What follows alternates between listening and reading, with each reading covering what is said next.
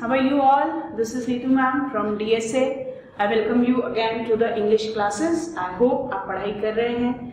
जो भी डेली पढ़ाई हो रही है, just note down in your register. Yesterday, as we have done some words with the antonyms and synonyms, just use those words. और बेटा 10 तक जो आपने इंग्लिश पढ़ी और अब जो इंग्लिश पढ़ रहे हैं उसमें बहुत डिफरेंस है. 10 तक सिर्फ आपने सब्जेक्टिव इंग्लिश पढ़ी. If I particularly talk about the CBSE students, but just be honest to yourself. आपको जो प्रैक्टिस पेपर मिला था, क्या प्रैक्टिस पेपर में कभी आपने ग्रामर की प्रैक्टिस की या your teacher make you do the practice in the practice paper with the rules? Did that teacher explain the rules to you first and then you were doing the exercise? I am damn sure you haven't. वो इतना time ही नहीं रहता कि पूरी practice करा सके, पूरे grammar के रूल्स डिटेल में बता सके. And if I talk about state board या मराठी मीडियम या सेमी इंग्लिश मीडियम, उन लोगों को प्रैक्टिस पेपर नहीं होता सिलेबस में, and the teachers are just giving the brief knowledge of the textbook, poetry, prose, writing skill. But grammar की इतनी detail knowledge the teacher, I don't think so कि इतनी डिटेल में आपका हुआ होगा. हुआ है तो वेल एंड गुड, बट अगर नहीं हुआ, चाहे वो स्टेट बोर्ड, चाहे वो सीबीएसई, चाहे वो Marathi medium, this is the time, this is the platform to just clear all your doubts, just to develop your vocabulary, just to strengthen your base of grammar. So just don't take it so lightly कि ये तो हो जाएगा.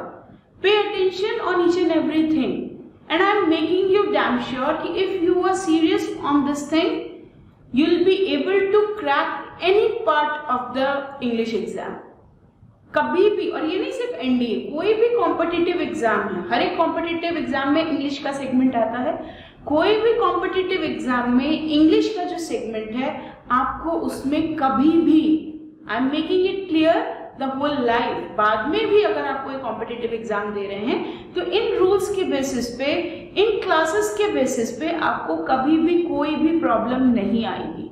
And when you are very damn sure by these rules, about these rules, state board का syllabus so I'll make you do to score above 75 marks. But again the deal is same. Attention pay करना है और अपना ध्यान पूरी तरह पढ़ाई में लगाना है. And one more thing which I always say, just give us your feedback. Your feedback is the booster for us. And if you have any doubt, just ask me. I'll clear all your doubts. कोई doubt नहीं रखना दिमाग में. Okay, let's start. Now, today's topic is compound nouns. Compound nouns. Compound तो हमने chemistry में पढ़ा है, nouns हमारा ग्रामर है. ये दोनों का मिक्सचर क्या बन गया? Mixture. Yes, you heard it right, mixture. Compound means mix या mixture. अगर आपने केमिस्ट्री में compound बेसिक में पढ़ा है तो compound means mixture of two elements. Okay, now compound का मतलब दो या दो से ज्यादा चीजों से मिली हुई कोई चीज, या दो से ज्यादा से एलिमेंट्स या एटम से कुछ बनकर जो मिला है वो कंपाउंड, मिक्सचर.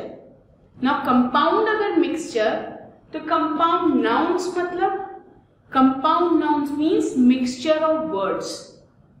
दो वर्ड्स मिलके एक वर्ड बना रहे हैं, that is a compound noun. When I am telling you about compound noun, that doesn't means कि उन दो वर्ड में दोनों नाउन ही होंगे. ओके, दोनों नाउन होंगे, इट्स नॉट श्योर. हो सकता है वो नाउन प्लस नाउन हो सकता है वो नाउन प्लस एडजेक्टिव हो सकता है वो वर्ब प्लस नाउन. नाउ पता कैसे चलेगा? Yes, now here we need the knowledge about parts of speech. Remember हमने जब पार्ट्स ऑफ स्पीच डिटेल में किया था, I gave you some tip to recognize the words, some tricks to recognize the words. Noun जो होते हैं वो नाम होते हैं, प्रोनाउन नाम की जगह लगते हैं, एडजेक्टिव क्वालिटीज होती हैं, वर्ब एक्शन वर्ड्स होते हैं, आईएनजी या ईडी ये सिर्फ वर्ब में लगता है, नाउन में नहीं लगेगा. नाउन फॉर्म किसी वर्ड का है तो आप नाउन फॉर्म बना सकते हो TION लास्ट में लग के. ओके, जैसे इन्वेंट, इन्वेंटेड, और अगर इसका noun form invention, invent V1, invented V2, inventing. V1 plus ING, तो ये तीनों वर्ब फॉर्म्स हुए। इसका नाउन फॉर्म क्या होगा? इन्वेंशन। ओके, तो आईएनजी और ईडी ये सिर्फ वर्ब में लगते हैं, नाउन में लास्ट में टीआईओएन लगेगा या एमईएनटी लगेगा, लेकिन वर्ब में ही सिर्फ आईएनजी लगते हैं। One more thing, singular plural आपने बचपन से पढ़ा है। सिंगुलर और प्लूरल पूरे पार्ट्स ऑफ स्पीच में सिर्फ नाउन और प्रोनाउन का ही बनता है। Noun boy boys, girl girls, car cars, foot feet, tooth teeth, ये सब नाउन्स हैं। और प्रोनाउंस का प्लूरल कैसे बनेगा? ही, वी, दे, आई, वी, ये सब प्रोनाउंस के प्लूरल है। Now let's discuss about compound nouns. Compound noun जैसे मैंने आपको बताया, दो वर्ड्स से बनकर मिला हुआ एक वर्ड कंपाउंड कहलाता है। वैसे ही जब कोई दो वर्ड्स मिल रहे हैं और उससे एक नाउन बन रहा है, दैट मीन्स एक नाम बन रहा है। Noun are the naming words, ये तो क्लियर हुआ। अब अगर एक एडजेक्टिव और एक नाउन बन रहा है तो वो एडजेक्टिव क्यों नहीं बन रहा, वो नाउन क्यों बन रहा है? क्योंकि वो एक नाम बन रहा है। तो जब भी दो वर्ड्स मिलकर एक वर्ड बने तो वो कंपाउंड वर्ड। अब अगर दो वर्ड्स बनकर एक नाम बन रहा है तो वो कंपाउंड नाउन बन रहा है। Let's check it out. अगर नाउन प्लस नाउन जोड़ रहे हैं, there should be two words to become a compound. दो तो चाहिए, एक तो अपने आप में वर्ड है, पर एक से ज्यादा चाहिए तो कंपाउंड बनेगा।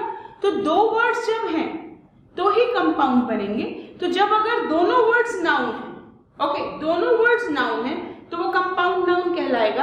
अब नाउन क्लास नाउन है, आपको पता है, रूम नाउन है, कॉमन नाउन है ये दोनों।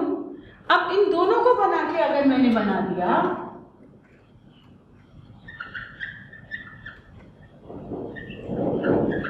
Classroom, this is compound noun. Okay, one more, adjective और नाउन बनाकर भी आप कंपाउंड नाउन बना सकते हैं।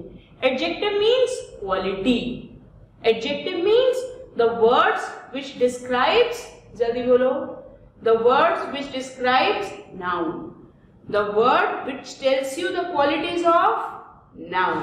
Now see, adjective plus noun, यहाँ चीफ, चीफ मतलब main, main, the chief minister. कौन सा मिनिस्टर है वो? चीफ मिनिस्टर है। तो चीफ प्लस अब मिनिस्टर क्या है? Noun. This is common noun, this is adjective. ये बन के मिला हमारा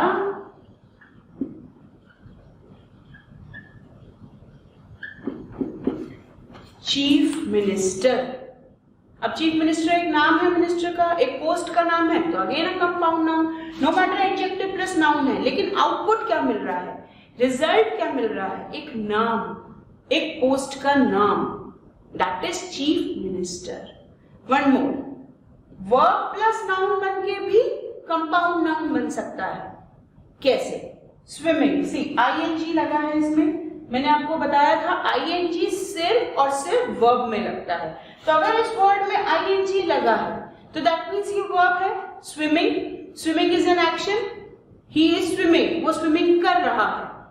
लेकिन अगर मैं यहां swimming plus pool, pool is a noun, swimming plus pool, what will it become? It will become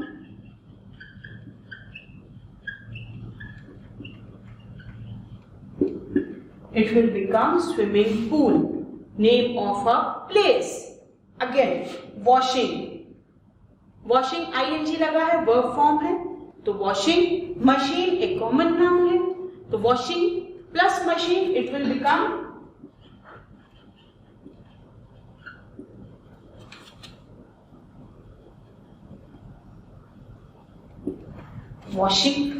washing machine. So this will become a compound noun, washing machine. Now अब ये देखिए, ये सब नाउन कंपाउंड नाउन बने हैं। क्यों compound noun बने हैं? क्योंकि इसमें एक जो एलिमेंट है वो नाउन है और जो रिजल्ट आ रहा है वो भी नाउन बन के आ रहा है, बिकॉज वो किसी चीज का नाम बन रहा है। Okay, and we know noun are the naming words. Now why I am giving you this basic of compound nouns? Because sometimes there is a confusion in making plurals of compound noun. अब compound noun singular और plural दोनों में use होते हैं. Confusion कहाँ होता है बच्चा? कंफ्यूजन होता है दोनों वर्ड में से एस किसके साथ लगाया जाए. Now these were the simple words. आप लगा सकते हो classrooms, chief ministers, swimming pools, washing machines. ये तो सिंपल वर्ड है, आपने एंडिंग में एस लगा लिया. तो क्या हर एक वर्ड के या हर एक कंपाउंड नाउन के लास्ट में एस लगाकर हम किसी कंपाउंड नाउन को प्लूरल बना सकते हैं? No, never. It's not confirm, it's not a rule, it's not fixed कि हर एक कंपाउंड नाउन के लास्ट में ही एस लगेगा और तभी वो प्लूरल बनेगा. तो कैसे क्लियर होगा ये confusion? We'll do it now. Now students, as I have discussed compound nouns, now how to make plurals of compound noun. जैसे मैंने आपसे पूछा था, क्या हर एक वर्ड के लास्ट में s लगाने से वर्ड प्लूरल बन जाता है? What was your answer? Yes or no? Have you tried solve करके कुछ? जैसे car cars, pen pens, book books, and में s लगाने से प्लूरल बन जाता है? No. अगर हम बोले फुट तो उसका प्लूरल होगा फीट. अगर हम बोले टूथ तो उसका प्लूरल होगा टीथ. चाइल्ड का चिल्ड्रन. सिर्फ एस लगाने से प्लूरल नहीं बनता. और as we have discussed compound nouns दो वर्ड से मिलकर बना है. तो क्या लास्ट वर्ड में एंडिंग में एस लगाने से वो कंपाउंड नाउन प्लूरल बनेगा? नो. और कैसे ये कंफ्यूजन क्लियर होगा? Let's check it out. Now there is one word brother-in-law. Brother-in-law ये तीन वर्ड से बनकर एक वर्ड बना है brother-in-law. What do you mean by brother-in-law? Husband का भाई या वाइफ का भाई, उसको हम क्या बोलेंगे? brother-in-law. ना चाहे ये तीन वर्ड से बनकर एक नाउन बना है, बट वो दिखा तो एक ही रिलेशन रहा है, उसका मीनिंग तो एक ही निकलेगा. ब्रदर भाई, इन-लॉ मीन्स रिश्ते में जो आपकी वाइफ का भाई है या आपके हस्बैंड का भाई है. इन-लॉज में मतलब ससुराल में. इन-लॉज मीन्स ससुराल वाले. इन-लॉ मीन्स जो रिश्ता आपको ससुराल में मिला है उसमें जो आपका भाई है, दैट मीन्स आपके हस्बैंड का भाई या आपकी वाइफ का भाई, उसको हम बोलते हैं brother in law. Okay, now no matter ये तीन वर्ड से बनकर एक वर्ड है, रिश्ता तो एक ही बता रहा है, तो एक कंपाउंड नाउन है ब्रदर इन लॉ. बच्चा जब भी कंपाउंड नाउन के प्लूरल बनाना है, जो एस लगेगा प्लूरल के लिए वो रूट वर्ड में लगेगा, बेस वर्ड में लगेगा, जो नाउन है उसमें लगेगा, जो मोस्ट बेस वर्ड है वो.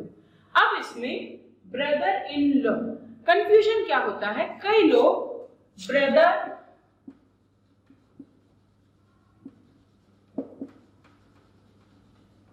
प्लूरल बना देते हैं ब्रदर इन लॉज. क्या ये प्लूरल ठीक है? Brother in laws, he is my brother in laws, I have two brother in laws, मेरे दो देवर हैं, I have 3 brother in laws. This is wrong. Pay attention, this is wrong.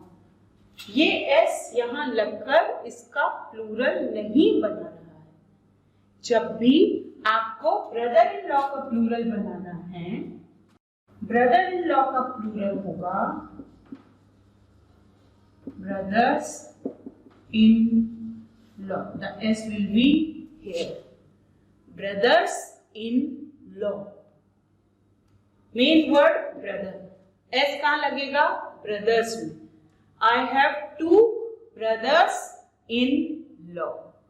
Okay, और अगर एल इसके बाद लग रहा है, एस लग रहा है, इसके बाद लॉज, जैसा मैंने पहले वर्ड लिखा था ब्रदर इन लॉज, तो वो प्लूरल का एस नहीं है, वो एपोस्ट्रोफी एस है. Next will do the apostrophe also, that is possessive noun.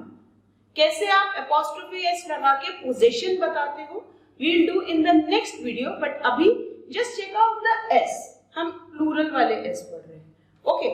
Now next word is passer by. Passer by सुना है कभी word बच्चा? What do you mean by passer by? Passer by मतलब राही, रास्ते में मिलने वाले, जो आपके साथ पास हो रहे हैं, जो आपका रास्ता पास होने में हेल्प कर रहे हैं, जो आपको रास्ते में मिल रहे हैं, राही, रास्ते पे चलने वाले लोग. तो पासर बाय मीन्स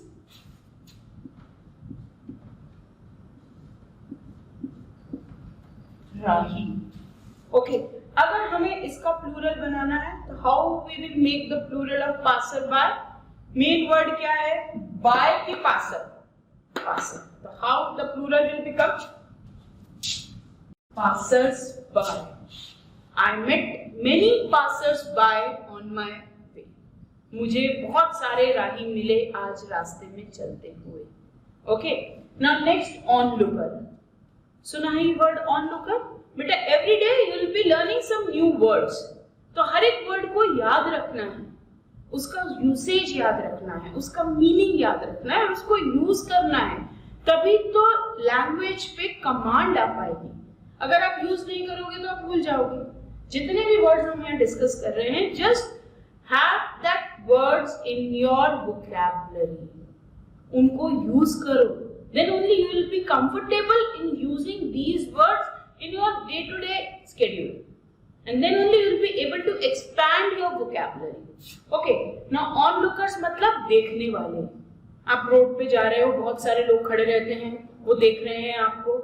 तो ऑनलुकर्स मतलब ऑनलुकर, देखने वाले. अब इसका प्लूरल बनाना है बच्चा, तो एस इसमें लगेगा कि इसमें? मेन वर्ड क्या है? तो एस इसमें लगेगा लुकर में. And what it will become?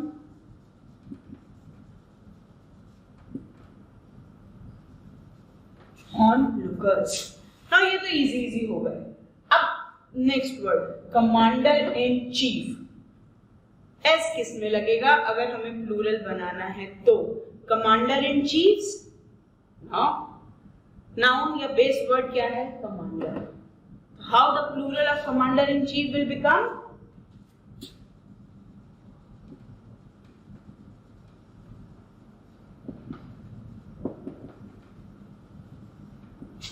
Commanders in chief. Okay, next, maid servant. What do you mean by maid servant? घर पे काम करने वाले जो सर्वेंट है, जो डोमेस्टिक हेल्प है, उनको हम बोलते हैं मेड सर्वेंट. अब मेड सर्वेंट में एस कहाँ लगेगा? मेड सर्वेंट या मेड सर्वेंट्स? किस में लगेगा? अभी तक हम इसमें लगाया, इसमें लास्ट में लगाया, इसमें फर्स्ट में लगाया, इसमें फर्स्ट में लगाया. इसमें कहाँ लगेगा? मेड में कि सर्वेंट में? सर्वेंट में. Made servants.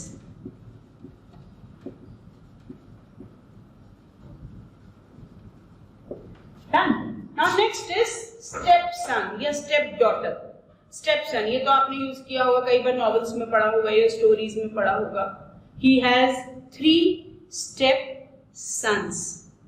He has 2 stepdaughters. तो S son या daughter में. But what do you mean by stepson? Stepson मतलब सौतेला बेटा.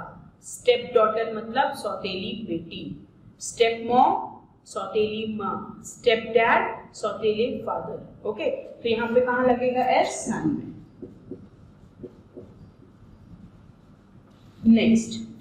Next is women servant and man servant. कहाँ लगेगा एस? बताइए. वुमेन में कि सर्वेंट में? सर्वेंट में. Women servants? No. There is one rule regarding this word. Pay attention बच्चा. जब भी मैन या वुमेन के बाद कोई प्रोफेशन आता है तो प्लूरल बनाने के लिए हमें दोनों में एस लगाना पड़ेगा या दोनों को प्लूरल बनाना पड़ेगा. सर्वेंट को प्लूरल कैसे बनाएंगे बच्चा? सर्वेंट्स. वुमेन को प्लूरल कैसे बनाएंगे? बोलो जल्दी. वुमेन को प्लूरल याद आया?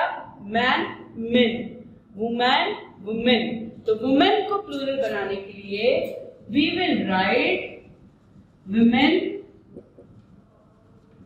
सर्वेंट्स और मैन को men servants. Now check it out. मैंने दोनों में s लगाया है. See, यहाँ पे इसको प्लूरल बनाया है और इसमें s लगाया है. That means both the noun are becoming plural. Why? I am repeating the rule. Just recall it and memorize it. Whenever some profession is added, whenever some profession is added after the word men or women, we have to make the plural of both the nouns या both the word in compound noun. अभी तक एक एक में plural बन रहा था. जब भी men या women के आगे कोई भी प्रोफेशन वाला नाउन लग जाए तो हमें उस कंपाउंड नाउन में दोनों वर्ड के प्लूरल बनाने हैं. फॉर एग्जाम्पल वुमेन एथलीट, इसका plural women athletes. Athlete being a profession, तो ऐसे ही जब भी मैन या वुमेन के बाद कोई भी प्रोफेशन आता है बेटा तो दोनों वर्ड्स में प्लूरल बनाना है. Okay, now we will move forward to the next segment. I hope this thing is clear and mind this. जो भी हम डेली कर रहे हैं आज से you will get a homework on each and every topic you are going through in the English lecture so that you can practice these rules in your register by the homework I am giving to you on my portal. Now students, as I have cleared the doubts regarding singular and plural form of compound nouns, now just pay attention on the rule related to the compound noun. कैसे? देखो, a compound noun it's not used in plural. compound noun का plural नहीं बनाएंगे कब? when a noun does the work of an adjective. जब noun adjective का work कर रहा हो, उसकी quality बता रहा हो, तो उसमें हम s या plural नहीं बनाएंगे. अब इसको apply कैसे करेंगे? रूल रटना नहीं है, उसका application देखना है sentence में. And when you know the detailing of a thing ना, आपको गलत चीज आसानी से समझ आ जाएगी. कैसे? Just check it out. He is pursuing a 2-year or years diploma course. Okay, अब यहाँ पर ये जो 2 year है, ये जो word है, ये noun है या adjective है? ये noun है, ये तो हमें पता है ये noun है. ठीक है. अब compound noun 2 word से बनकर मिलेगा, ये भी पता है हमें. ना यहाँ पर 2 year 2 साल ये नाउन है, बट यहाँ पर ये 2 साल एडजेक्टिव का वर्क कर रहे हैं बिकॉज वो इस डिप्लोमा की क्वालिटी बता रहे हैं. एडजेक्टिव होता क्या है? एडजेक्टिव नाउन की क्वालिटी बताने वाला. अब ये क्या बता रहे हैं? डिप्लोमा कैसा है? डिप्लोमा 2 साल का है, तो ये 2 साल डिप्लोमा की क्वालिटी है. डिप्लोमा की जो क्वालिटी है वो एडजेक्टिव के थ्रू बताई जा रही है, और वो एडजेक्टिव क्या है? Numeral adjective, that means 2 year. Now connect this rule with this कि जब भी कोई एडजेक्टिव यूज हो कंपाउंड नाउन में और वो नाउन के बारे में बता रहा है तो आप उसका प्लूरल नहीं बना सकते. रिमेंबर हमने इससे पहले वर्ड किया chief minister. Remember minister noun था, चीफ एडजेक्टिव था. तो एडजेक्टिव जब यूज हो रहा है आप उसको प्लूरल चीफ मिनिस्टर नहीं करेंगे. क्या किया था हमने? Chief ministers. अभी यहाँ पर एडजेक्टिव में एस नहीं लगेगा. Check it out. आप पढ़ के देखो. He is pursuing a 2 year diploma course या 2 years डिप्लोमा कोर्स. वो 2 साल का डिप्लोमा कोर्स कर रहा है या वो 2 सालों का डिप्लोमा कोर्स कर रहा है? वो 2 साल का डिप्लोमा कोर्स कर रहा है. 2 साल का, 2 सालों का नहीं, 2 साल का वो डिप्लोमा कोर्स जो 2 साल का है. तो यहाँ पर करेक्ट ऑप्शन है ईयर. और बेटा ऐसे ही सेंटेंस आएंगे एग्जाम में. अगर आपको सेंटेंस आता है यहाँ 2 years लिखा रहता और आपको पूछा जाता स्पॉट द एरर, तो एरर किस में है? ईयर्स में. 2 years डिप्लोमा कोर्स बोलने में ही गलत लग रहा है. 2 सालों का डिप्लोमा कोर्स, नो, 2 साल का डिप्लोमा कोर्स. और अगर ये सेंटेंस सिर्फ ईयर से आता 2 year डिप्लोमा कोर्स और आपको बोला जाता स्पॉट द एरर, तो आप पढ़ के ही बता देते कि इसमें कोई एरर नहीं है, तो ऑप्शन क्या रहता? No error. ओके. या अगर ये सेंटेंस इंप्रूवमेंट में आता, आपको यहाँ क्वेश्चन में 2 years दिया जाता और ऑप्शन में दिया जाता 2 year या 2 yearly या 2 year, तो आपको सही ऑप्शन 2 year चूज करना है. Okay. Now next sentence. He is a 15 या years old boy. Now यहाँ पर boy नाउन है, ये एडजेक्टिव। लड़का कितने साल का है? 15 साल का। लड़के की क्वालिटी बताई जा रही है, न्यूमरल एडजेक्टिव बताया जा रहा है। कौन? वो लड़का कितने साल का है? 15 साल का है। अब जब मैं बोल रही हूँ 15 साल का, 15 सालों का नहीं, तो यहाँ पर ईयर आएगा, ईयर्स नहीं। तो जब भी कंपाउंड नाउन ऐसे यूज हो रहे हैं जिसमें नाउन से पहले एडजेक्टिव लग रहा है, उस एडजेक्टिव में प्लूरल नहीं लगेगा। Okay, one exceptional thing. अब अगर इसी सेंटेंस को हम दूसरे तरीके से लिखते हैं जहां कंपाउंड नाउन यूज नहीं हो रहा, दोनों वर्ड्स को हमने ब्रेक कर दिया है। See, the diploma course is of 2 years। यहाँ पे डिप्लोमा कोर्स पहले आ गया है, ये नाउन, ये एडजेक्टिव। अब ये कंपाउंड नाउन नहीं रह गया, दोनों वर्ड्स ब्रेक हो गए हैं। तो डिप्लोमा कोर्स 2 सालों का है। अब बोलने में ठीक लग रहा है, वो डिप्लोमा कोर्स 2 सालों का है, पर हम 2 सालों का डिप्लोमा कोर्स एक साथ नहीं। Okay, the boy is of 15 years, वो 15 साल का है। 15 ईयर नहीं बोलेंगे, 15 years। ओके, तो अगर ऐसे यूज हो रहा है जब नाउन अलग अलग यूज हैं, ये एडजेक्टिव यूज हैं, तो आप इसमें एस लगा सकते हो, बट कंपाउंड नाउन के फॉर्म में जब यूज हो रहा है तब नहीं लगाओगे। Okay, I hope this example is clear to you. Now I move forward to the next segment. So students, as I told you, we will do the vocab section also daily. So yesterday also we did one segment of vocab section. Daily I'll be here with the vocabulary section, vocab section, in which you will be learning new words with their synonyms and with their antonyms. These synonyms and antonyms will come in your exam, and you don't have to write the word, you have to choose the best word, best option for the given sentence or the given word.